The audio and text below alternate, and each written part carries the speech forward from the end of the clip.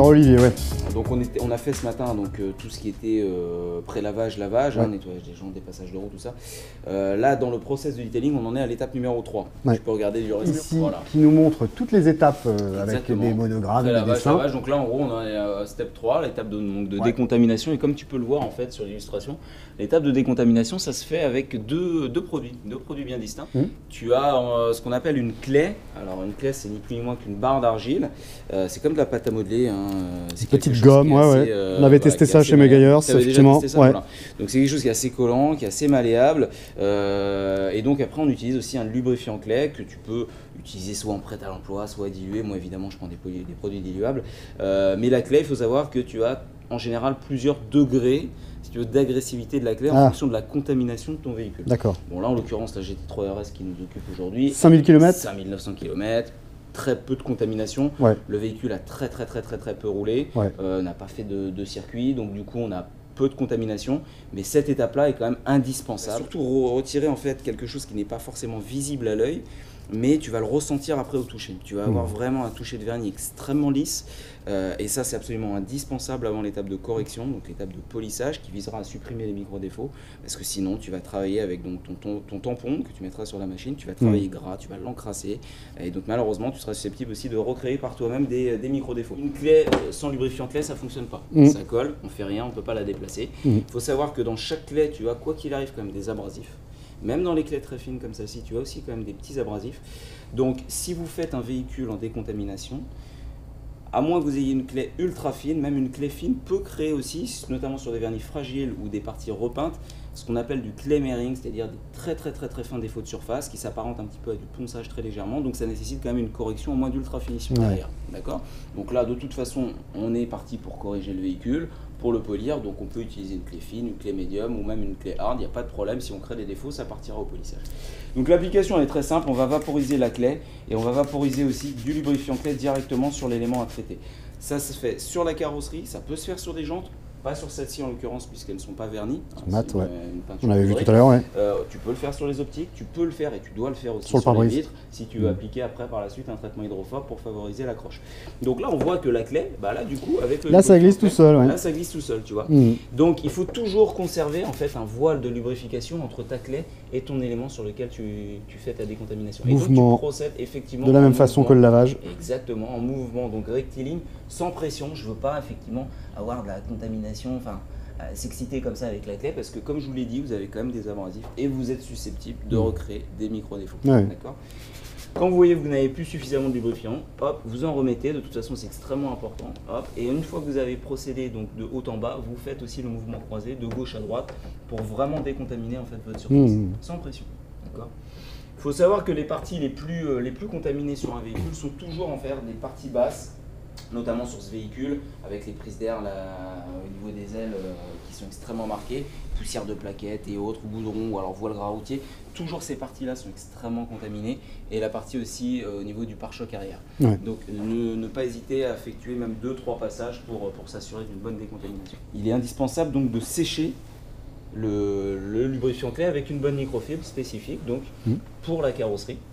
Donc vous essuyez tout simplement, sans appuyer non plus comme dingue, hop. Et une fois que vous avez fait votre élément, et ben vous passez à la suite, et ainsi de suite, et ainsi de suite.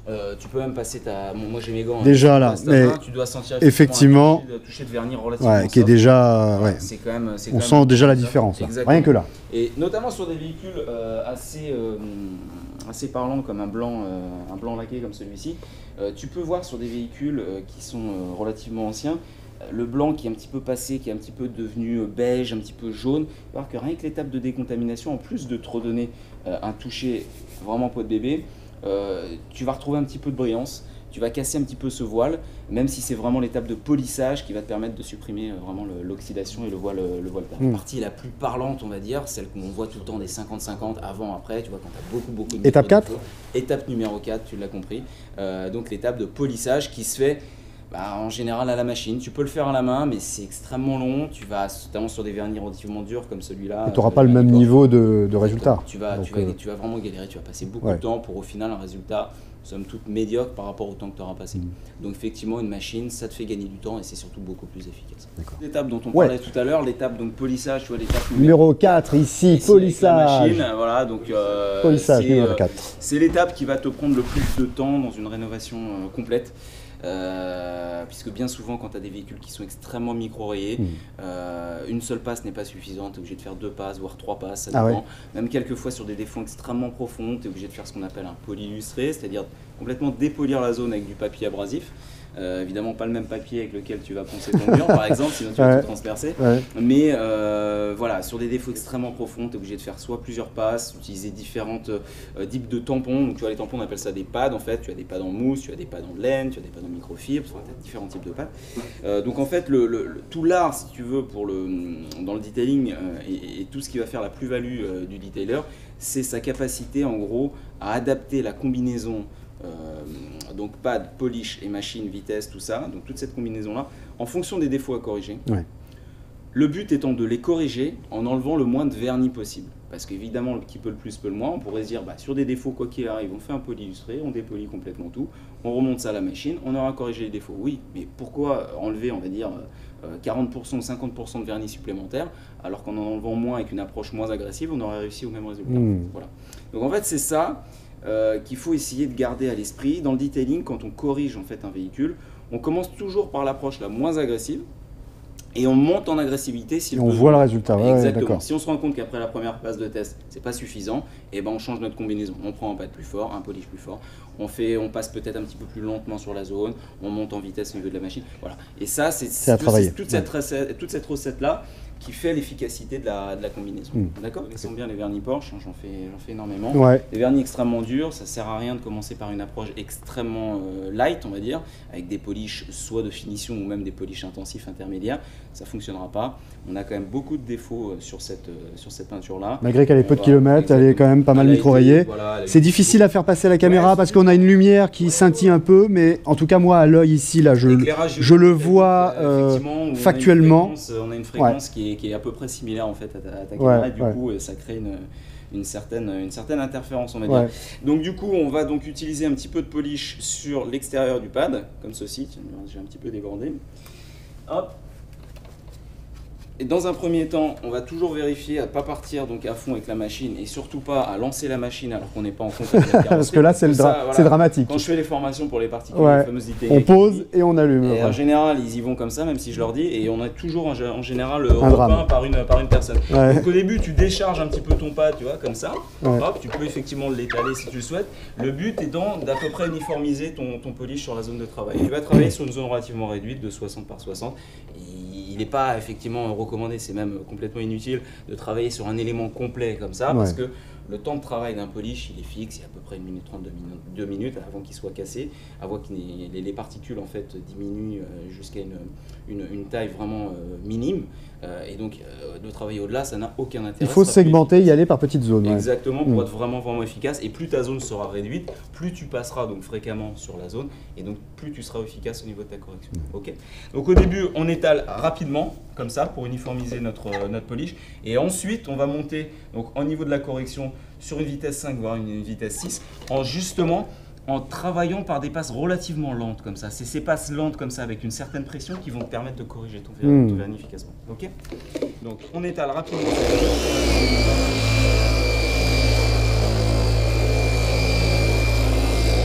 Et ensuite tu montes en vitesse de travail.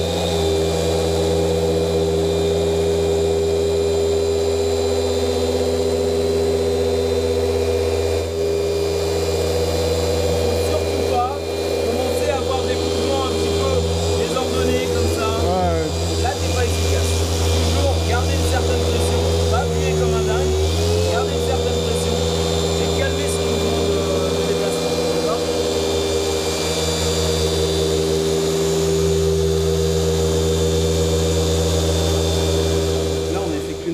passe sur la zone de test.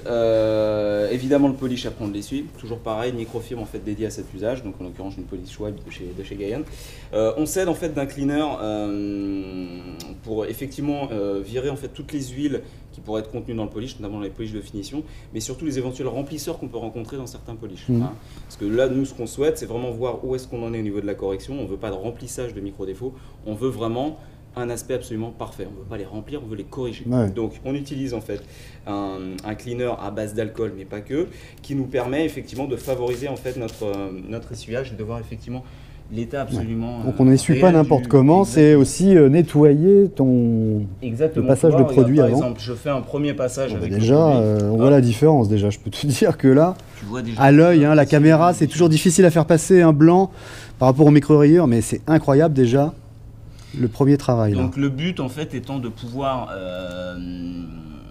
donc supprimer les défauts, mais de trouver effectivement, si tu veux, une combinaison. Après, tout dépend de ce que te demandera le client en termes de finition. Hein. Oui. Il veut peut-être une rénovation complète en 3, 4, 5 étapes, ou il veut simplement un coup de jeune. Après, tout dépend de ce qu'il t'a demandé.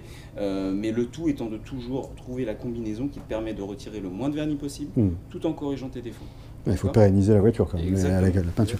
Mais là déjà, c'est incroyable. Les micro-rayures, elles ont disparu déjà. Voilà. Hein. Donc là, si tu veux, on va regarder un petit peu. Bon, je ne garantis pas que le résultat soit parfait. Alors la caméra, ça aura du mal à passer, mais moi, à l'œil, je peux vous dire, là, sur le terrain, c'est factuel. Hein. Je vois bien micro-rayures d'un côté, les hologrammes, là, comme tu appelles. Et à droite, il n'y a absolument plus rien. Hein. C'est factuel. Hein. Vraiment. Voilà. Il se peut que la première passe qu'on ait effectuée ne soit pas probante. Si c'était le cas, il fallait passer sur une approche plus agressive. Et si on part dans des approches extrêmement agressives, des pas de microfibres, des polishes très très forts, à ce moment-là, on est obligé de faire une passe intermédiaire avant de passer sur l'étape de finition. Voilà. C'est un petit peu tout l'art qui fait que voilà, on passe aussi beaucoup de temps. C'est en faisant, on regarde le résultat et on applique la bonne correction. Et on agit en fonction. On en est, Olivier, à l'étape numéro 5. Ce sera l'étape lustrage, voilà, tout à fait. Mais il faut savoir une chose, c'est que l'étape lustrage, on entend souvent parler de lustrage, la plupart des gens parlent de lustrage en entendant polissage, c'est-à-dire l'action qu'on vient de faire avec en amont, de correction effectivement de vernis. Un lustrage, ce n'est pas de la correction, ce n'est pas du polissage, c'est simplement l'action de nourrir en fait ton vernis. Donc le lustrage a vraiment son intérêt sur des vernis anciens, des brillants directs ou alors même des vernis, des peintures vernis mais sur des véhicules plus anciens avec le temps, qui auraient perdu leurs huiles et autres et donc qui auraient besoin d'être nourris. En l'occurrence là, la GT3 RS, GT3 RS 5900 km, on peut largement se passer d'un lustrage, on peut largement se passer effectivement de l'action de nutrition du vernis et on passe donc à l'étape numéro 6. Numéro 6 dans tout le process sur 7, la protection. Voilà, l'étape protection qui est une étape aussi extrêmement importante. Ce n'est pas l'étape qui va donner vraiment le rendu superbe, brillant qu'on peut voir. 90% de la brillance et du rendu final va être donné par l'étape de correction et donc l'étape aussi de préparation. Donc, tout le process qu'on a fait jusqu'alors, ça va être 90% du rendu. Tout ce qu'on a fait avant, c'est une bonne partie du boulot. Au maximum, ça sera, allez, on va dire 10-15% du rendu supplémentaire que tu pourras apporter sur ton voilà. Ce que ça va apporter. Mais c'est la touche finale qui est super importante quand même. Qui est extrêmement importante, qui est même indispensable dans le sens où c'est celle qui va protéger ton véhicule. Protéger de quoi? Des UV, pour éviter notamment que les blancs deviennent jaunes, des choses comme ça. Donc éviter le ternissement, éviter donc le mauvais vieillissement de votre vernis, éviter aussi que les contaminants extérieurs adhèrent sur votre carrosserie. J'entends par là, on parlait des fientes d'oiseaux, les moustiques, qui est quand même quelque chose que tout le monde connaît et qui est relativement difficile à enlever. Voilà, avec les traitements de protection, en fait, on aura beaucoup plus de facilité à nettoyer son véhicule et donc à retirer ses contaminants. Voilà. Ça va en plus créer une pellicule hydrophobe qui va faciliter les nettoyages et aussi les séchages futurs. Tu nous présentes un panel de produits. Je vais vous présenter un petit panel en fait des différents traitements de protection qu'on peut rencontrer sur un véhicule. Donc là, tu vois par exemple ici, donc ce sont des cires naturelles, des cires donc à base de carnauba que tout le monde a plus ou moins connu en fait. Cire de carnauba qu'on retrouve dans l'alimentaire même. Exactement, sous différentes formes. Mais effectivement, le carnauba en fait, c'est quelque chose que tu récoltes sur les palmiers, notamment au Brésil et autres, et qui après est transformé avec d'autres choses. C'est pas uniquement de la carnauba, ce serait imposable sinon. Tu as du propolis, tu as du jojoba, tu as souvent tu peux retrouver de la noix de coco, des choses comme ça dans les cires très très haut de gamme. Mélange de matière. Plus tu auras le taux de teneur en carnauba qui sera élevé, plus le rendu sera vraiment très très, pas forcément brillant mais très en rondeur, très sympa à l'œil, et donc la durabilité sera accrue aussi. Une cire au carnauba, ce ne sont pas des cires vraiment, on va dire, très durables dans le temps. Tu peux espérer allez, entre 1 et 3 mois selon l'entretien que tu vas faire de ton véhicule. Ça disparaît avec l'action de la pluie. Exactement, les différents lavages, des choses comme ça. Et effectivement, si tu vas faire un lavage fort en station, des choses comme ça, la Carnauba va partir. Les cires les plus durables en Carnauba peuvent aller jusqu'à 6 mois, 1 an, si le véhicule n'est pas entretenu trop régulièrement, enfin pas trop utilisé. Mais encore une fois, ça c'est ce qu'on marque sur le papier. Dans la vraie vie, malheureusement, la Carnauba dure beaucoup moins longtemps. Après, tu as cire aussi comme celle-ci, la Volwang, la Fusion, qui est une superbe cire, qui est vraiment un de mes coups de cœur. Qui est une cire, comme son l'indique, Fusion, à mi-chemin entre donc, la Carnauba pure et donc la cire synthétique. Tu as des polymères, donc tu as de la Carnauba. Elle se présente sous la même forme, tu vois, que d'une cire au Carnauba. Mais tu vas avoir les deux avantages. C'est-à-dire que tu vas avoir le look de la Carnauba, mais tu vas avoir la durabilité d'un traitement synthétique. Donc c'est de la Carnauba plus, ça dure plus longtemps. C'est exactement ça. C'est exactement ça. Et toujours avec le rendu typé Carnauba qui est vraiment superbe. Surtout sur un blanc, donc un effet mouillé très sympa. Sinon, si tu veux davantage de durabilité, tu vas partir après sur des traitements synthétiques. Et les traitements synthétiques sont des traitements que tu retrouves sous forme liquide. Tu vois, la différence des cires au Carnauba que tu rencontres majoritairement sous forme de pâte. Là, c'est des traitements liquides que tu vas appliquer avec un tampon en mousse, comme ça, à la main directement. Ou alors directement avec un pad, comme on a vu avec la machine tout à l'heure, mais un pad très souple, sans aucune action abrasive, et qui va te permettre effectivement de recouvrir tes éléments de carrosserie. Et enfin, les derniers traitements qui sont apparus dans le domaine du detailing il y a quelques années de ça maintenant, qui sont donc les traitements de nanotechnologie. Ça, c'est l'ultime, ça. Voilà, c'est l'ultime. C'est un rendu vraiment propre, c'est-à-dire que c'est quelque chose qui est extrêmement brillant, mais qui va proposer la durabilité la plus importante qui soit, par rapport aux autres traitements qu'on a vus précédemment. Un traitement céramique, s'il est régulièrement entretenu par le propriétaire, si le véhicule est stationné dans de bonnes conditions, à savoir dans un box, pas en extérieur, qui roule relativement peu, on peut espérer des durabilités entre 24 jusqu'à quasiment 48 mois, donc à peu près 4 ans pour les plus durables. Même des constructeurs, enfin des fabricants qui proposent des durabilités jusqu'à 7 voire 9 ans. Encore une fois, moi je ne m'avance pas là-dessus, parce que comme je te l'ai dit, ce sont vraiment des traitements qu'il faut poser dans les bonnes conditions. Donc toute l'étape de préparation est indispensable, la bonne tenue du traitement. Et surtout, la durabilité du traitement va être aussi sujet à l'entretien que va faire le propriétaire. Oui, donc elle est théorique et elle dépend de ce qu'on fait après et de ce que le propriétaire va faire. Elle est dire. aussi soumise aux conditions de roulage du véhicule. Si le véhicule va rouler 120 000 km par an, évidemment, on n'aura pas une durabilité extrême. Aujourd'hui, c'est celui-là. Si je te propose ce traitement, c'est parce que c'est en général le traitement, c'est même le traitement le plus technique qui soit, qui nécessite le plus de précautions à l'application. Tu es avec le masque, il faut se protéger. C'est des produits chimiques. Ce sont des produits extrêmement nocifs, notamment pour les voies respiratoires et autres. Donc j'insiste vraiment là-dessus quand vous posez un traitement céramique. Masque de protection, travailler dans un environnement quand même aéré, ventilé, des gants de protection, des lunettes quand il faut. C'est quelque chose qui est quand même assez agressif. Et quand vous en faites régulièrement comme moi, vaut mieux se protéger, prévenir plutôt que guérir. Tout à fait. Donc traitement céramique, en l'occurrence là, le traitement cristal de chez Fictech, donc de la gamme Carlift. Traitement céramique qu'on peut trouver en différents conditionnements. Moi je l'ai en 100 ml. Vous pouvez l'avoir aussi en 30 ou 50 ml, je ne sais plus. Regarde un petit peu là, tu vois que c'est quelque chose qui est relativement liquide à la base. Là, tu peux peut-être l'apercevoir. On le voit. C'est un petit peu comme de l'eau, c'est extrêmement liquide. Mais lorsqu'il est au contact de l'air, en fait, lorsqu'il polymérise, ça sèche et ça fait une couche. Du verre. Voilà. C'est un peu comme du vernis, quoi. C'est un peu comme du vernis, sauf que c'est du verre. Je sais pas si tu le vois, donc ça peut être aussi assez coupant. Donc faire très attention. Pourquoi ? Parce que c'est du SiO2, et là en l'occurrence c'est du TiO2, donc c'est de l'oxyde de silicium et de l'oxyde de titane. D'accord. Du dioxyde de silicium et du dioxyde de titane. Donc faire très attention quand la bouteille a déjà été ouverte comme ça, à bien nettoyer effectivement, parce que si vous rencontrez en fait des petites particules comme ça sur l'applicateur, et que tu l'appliques, là on recommence, micro-rayures, ainsi de suite. Donc au début on va imprégner en fait l'applicateur avec pas mal de produits, et on voit directement en surface, je ne sais pas si tu peux arriver à voir avec la caméra, ça cristallise. On a pas mal effectivement de petits morceaux parasites qu'il va falloir donc éliminer avant d'appliquer sur la carrosserie. D'accord ? Donc tu t'assures effectivement que ton applicateur est parfaitement nettoyé, comme ceci. Et donc tu vas travailler après sur par exemple là, un demi-capot, grand maximum, dans un premier temps en dégageant les angles. C'est-à-dire que tu vas travailler sur l'extérieur et ensuite tu vas faire une application en criss-cross, c'est-à-dire en mouvement rectiligne croisé, comme ceci. En veillant toujours à ce que tu aies un film. Alors la caméra, ça va peut-être être un petit peu compliqué à voir. On ne le voit pas blanc sur blanc, mais... mais il faut toujours que tu aies un film en fait qui s'applique. Et une fois tu superposes les couches en fait. Exactement. Et une fois que tu as donc bien tendu ton film, bien appliqué ton film, tu repasses dans l'autre côté, donc de gauche à droite, comme ceci.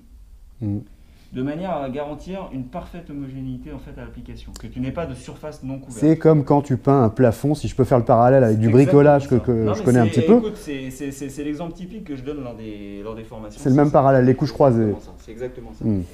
Donc ensuite, on va laisser flasher le traitement, on va laisser, si tu veux, durcir, donc pénétrer le traitement, selon les conditions de température, entre 1 minute, voire même peut-être moins quand il fait très très chaud, jusqu'à 2-3 minutes si tu es à 15 degrés, voire moins 10 degrés. Voilà. Donc là, on passe à l'essuyage. Donc, partie très importante, l'essuyage d'un traitement céramique. Il faut absolument être sûr de bien essuyer chaque partie, notamment les coins, où là, en général, on s'oublie un petit peu. Parce que si jamais vous laissez un petit peu de traitement, vous allez voir que vous repassez le lendemain, quand le traitement aura vraiment bien pris, il sera impossible de l'enlever à la microfibre, même à la PC, des choses comme ça. Il faudra repolir l'élément complet. Donc, vraiment être très très vigilant à cet endroit-là. Donc j'insiste sur l'éclairage qui est absolument important lorsque vous appliquez en fait un traitement céramique et l'essuyage qui est vraiment primordial. Donc on fait un premier essuyage à la microfibre relativement épaisse comme ceci, de l'extérieur vers l'intérieur, c'est-à-dire que si on a traité le capot, on fait l'extérieur du traitement adjacent vers l'intérieur du capot pour éviter qu'il y ait du produit qui déborde sur l'élément annexe. Hop. Et ensuite on passe avec donc une microfibre en suédine comme celle-ci, pour vraiment être sûr d'avoir bien essuyé le panneau. D'accord. Mais du coup, tu as passé déjà ta microfibre avec le produit dessus. Oui. Tu attends que ça sèche combien de temps, tu dis? Alors on attend, là en l'occurrence dans le local, on a une température d'à peu près 25 degrés, donc on peut se permettre de laisser entre 1 minute et 1 minute 30 le produit. D'accord, c'est juste 1 minute 30, hein, ça va très vite. Effectivement, jusqu'à ce que tu vois ce qu'on appelle le rainbow, en fait, c'est-à-dire l'aspect un petit peu voile d'essence. Ouais, là, c'est que le produit a flashé, il est bon à être essuyé, et donc tu procèdes à ton essuyage. D'accord. Un demi-capot, quand tu traites un capot comme ça en 2 fois, tu traites l'autre élément tout de suite après. Tu pars pas sur le de la voiture, tu risques d'avoir un problème. Voilà, alors Olivier, tu nous as amené une superbe machine là. Ouais, effectivement, c'est une lampe que j'utilise pour donc sécher mes traitements céramiques, je les applique pour plusieurs raisons. Appliquer, essuyer et après sécher. Et après sécher, effectivement. En fait, un traitement céramique, idéalement, ça se sèche sous lampe infrarouge. Pourquoi? Pour avoir un meilleur durcissement à cœur, beaucoup plus de brillance, une meilleure durabilité, mais surtout parce que ça te permet d'enchaîner en gros tes couches. Tu vas faire une deuxième couche, parce que là, ce qu'on n'a pas dit, c'est effectivement, il y a plusieurs couches. Tu peux faire 2 couches, 2, 3 couches, 4 couches, 5 couches, 10 couches si tu le souhaites. Après, on s'arrête, ça n'a plus vraiment d'intérêt. Mais en général, c'est 2 voire 3 couches qu'on applique. Mais si tu ne sèches pas en fait ton traitement, tu es obligé d'attendre à minima 1h30 à 2h selon les traitements avant d'appliquer la deuxième couche. Là, je traite un élément, tu gagnes du temps. Je le sèche sous lampe à peu près 10 minutes à 60. Et tu peux enchaîner les couches. Je fais l'élément d'après et ensuite la lampe me suit et donc voilà, on progresse comme ça. Voilà. D'accord. Donc là, du coup, tu vois, on a effectivement une lampe que l'on branche. On va programmer, on va le timer à 10 minutes à 60 degrés. On a bien veillé effectivement à ce que les lampes que tu vois ici, donc là c'est un modèle complet avec 6 lampes infrarouges, à 6000 watts, soient positionnées à peu près à 60-70 cm de la carrosserie, pas trop près non plus, parce que sinon tu vas surchauffer. Tu vas le cuire. Tu vas cuire effectivement, pas trop loin non plus, sinon tu durciras pas en fait à cœur, tu passeras pas la couche. Donc voilà, donc ensuite tu branches ta lampe pendant à peu près donc 10 minutes. Et on va avoir un petit chauffage de 60 degrés qui s'allume. Donc là il fait extrêmement chaud. Ah oui, tout de suite. Et donc là tu imagines donc que tu as traité ton élément, tu passes sur le panneau d'à côté, tu l'appliques, tu continues et la lampe te suit. Donc comme ça, en gros, tu peux appliquer 2 voire 3 couches sans attendre. D'accord. Voilà. Le gros avantage aussi, c'est que ça te permet de sortir le véhicule sous l'eau directement après application séchage sous lampe. Si tu ne fais pas de séchage sous lampe, tu ne peux pas sortir un véhicule traité en céramique avant 12 à 24 heures sous la pluie, j'entends. Ah oui, d'accord. Voilà, sinon il faut appliquer entre-temps des produits qu'on appelle des bloqueurs en fait, en spray qui permettent effectivement de bloquer ton traitement céramique. Sinon c'est impossible, tu risques d'avoir des traces d'eau qui seront prises dans le traitement et que tu ne pourras pas avoir après avec un simple lavage ou quoi que ce soit. Il faudra repolir encore une fois le véhicule. Parce que l'intérêt du traitement céramique, c'est après que l'eau, mais alors elle glisse, mais d'une force. Elle glisse, t'es absolument tranquille après pour les nettoyages, c'est beaucoup plus facile. Et du coup, tous les contaminants externes, c'est-à-dire le goudron, la sève, les fientes d'oiseaux, vont être beaucoup plus faciles à retirer. À enlever, c'est de la facilité pour les prochains nettoyages. Voilà, Ludo, là, tu as vu un petit peu. On a vu tout le process, les 7 étapes. On a sauté que le lustrage. La dernière étant l'étape d'entretien, écoute, ça rejoint un petit peu ce qu'on a vu ce matin, à savoir après, le propriétaire doit effectivement entretenir le travail qui a été fait. Donc, faire des prélavages, des lavages de son véhicule, entretenir le traitement qui a été posé avec les bons produits. les bons accessoires et connaître quand même un minimum de technique des dessous, technique de séchage, voilà. C'est tout à chacun d'entretenir le traitement qu'il a fait réaliser par tes soins, parce que tu es un vrai spécialiste, un passionné, il faut le dire. Ouais, je suis un grand passionné, j'aime mon métier. Bah oui, ça se voit, mais ça se voit, ça transparaît à l'image, et c'est pour ça qu'on est là d'ailleurs. J'aime que le travail soit bien fait surtout, parce que ça c'est important. Il faut une exigence et une satisfaction client, c'est ça que je note chez toi. Exactement. C'est d'aller au-delà d'un tarif, et d'ailleurs on n'en a pas parlé, c'est de savoir ce que ça coûte. C'est un certain prix. C'est un certain prix. C'est un certain prix. Tu as je propose différentes formules, des formules de protection simples sur véhicules neufs par exemple, avec traitement céramique ou autre, des formules correction, soit des formules coup de jeune, on va dire du car staging, on en a parlé tout à l'heure, avec des formules sur une journée ou 2 journées, ou des formules de rénovation complète, où là on va aller pousser vraiment le detailing dans les moindres détails, avec des montages des roues, des choses comme ça. On va dire qu'une enveloppe sur une protection complète, on va être sur de la protection simple, sur de la petite catégorie A1, on va être sur du 350 € TTC client. Si on est sur une formule céramique, on va être plus sur du 650 € TTC. Plus la catégorie du véhicule sera élevée, en termes de taille, j'entends, des SUV et autres, forcément il y aura une majoration au niveau du tarif. Et sur des rénovations poussées, entre 6 à 10 jours, quand il y a un travail de dingue, avec par exemple la recoloration des cuirs, parce que je propose ça aussi. Là, en général, c'est sur devis, examen effectivement du véhicule au préalable. Ça peut être entre 1500, 2500, 3000 €. Ça peut aller loin, mais en même temps, il y a un travail de fou derrière et des heures de boulot. On peut aller jusqu'à quasiment 100. Ça m'est arrivé de passer 100 heures sur un véhicule où il y a eu des montages complets, je sais pas, des optiques de l'intérieur, des cailloux d'échappement, les roues, on fait passage de roues. C'est ça. Ça dépend de l'exigence du client. S'il y a des éléments à repeindre, aussi des choses comme ça. Voilà, il y a plein de choses à faire en fait. Moi, je fais pas effectivement de la peinture, mais on peut faire sous-traiter. Donc il y a pas mal de choses en fait. Après, c'est en fonction de la demande. Les gens viennent te demander un devis en disant voilà, j'ai envie de faire ça, et on voit. Nous, on sera effectivement susceptible de répondre à ce besoin-là. Il y a des choses qu'on ne fait pas aussi, on ne s'improvise pas peintre, donc on fait sous-traiter. Toi, tu ne fais pas la peinture, tu l'embellis, toi. Exactement, moi j'arrive vraiment en complément de la partie remise en peinture, si remise en peinture il y avait besoin. Olivier, pour finir absolument en beauté, il faut montrer l'effet d'une céramique traitée. Et quoi de mieux que ta voiture? Ah bah écoute, un grand plaisir Ludo. C'est pas une parole de proprio là qu'on va faire, mais enfin un petit peu quand même extrêmement rapide. Rien d'exceptionnel. Mais c'est une Polo quand même. Ouais, voilà, c'est une Polo. Mon véhicule un peu carte de visite. Elle a 11 ans. Je vous montre quand même l'état rapidement vu d'extérieur là.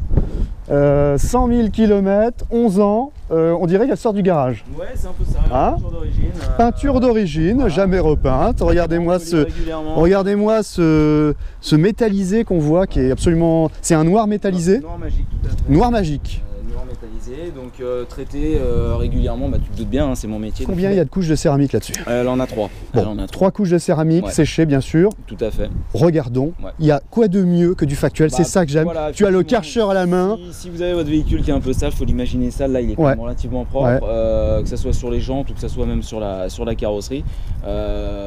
Sauf s'il y avait vraiment un voile extrêmement gras, de toute façon effectivement on était obligé de faire un lavage. Mais là ce qu'on peut voir c'est de toute façon l'effet hydrophobe. Ah là là, voilà. Que ce soit sur la carrosserie, que ce soit les vitres aussi. Même la vitre, voilà. Ou les jantes aussi. La voiture rejette l'eau.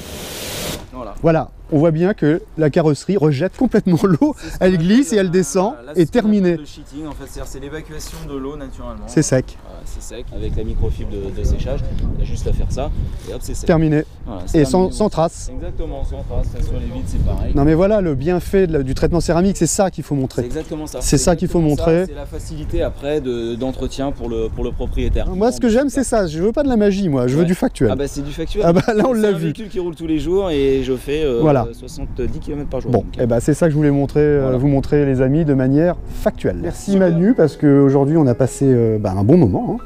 Merci à vous, on va dire c'est quelque chose qui éclaircit ce monde un peu obscur qu'est le detailing. En plus vous avez vraiment eu, je ne vais pas dire un magicien parce que magicien c'est petit, un génie, vraiment un génie. Un passionné on va dire. Ouais, un vrai passionné de la matière, franchement.